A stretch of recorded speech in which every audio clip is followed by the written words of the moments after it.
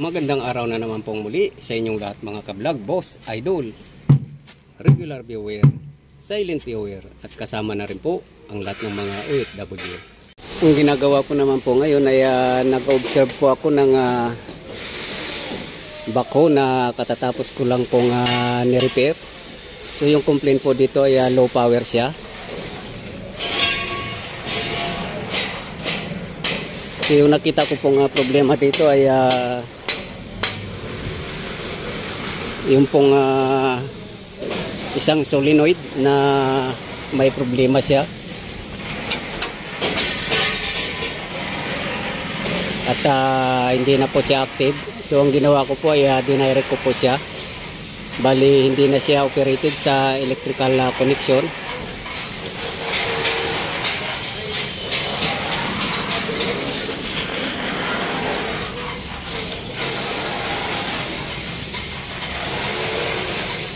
So ito po siya. Ang ginawa ko po dito ay itong pinaka-adjuster po ay in-adjust ko po siya.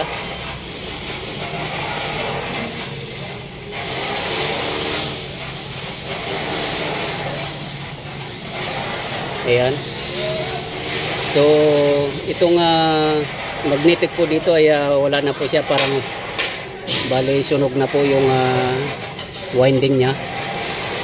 So ang ginawa ko po, bali disconnected na po yan, pero yung operation niya ay nagpo-flow pa rin yung hydraulic oil niya dahil tinanggalan ko po siya ng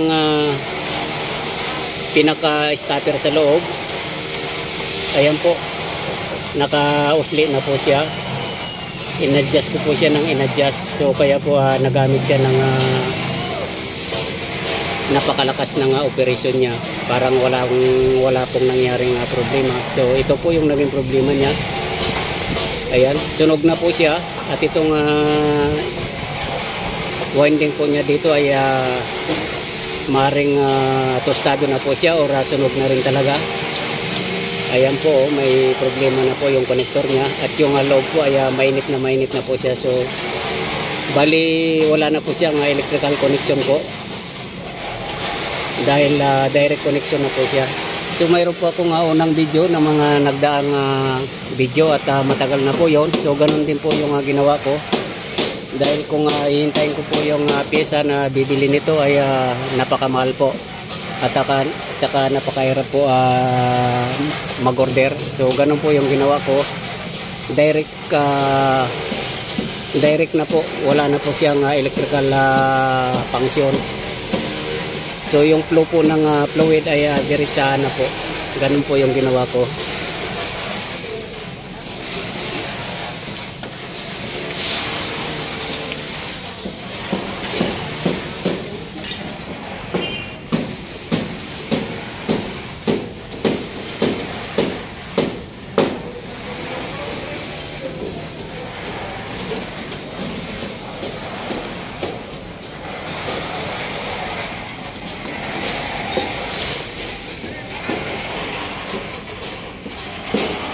At itong wiring po ay hindi pa rin po siya maayos, pero ayusin ko pa rin po to, dahil ang pinaka-priority ko po ay yung mahanap po yung pinagmulan ng problema kung bakit nag low power siya.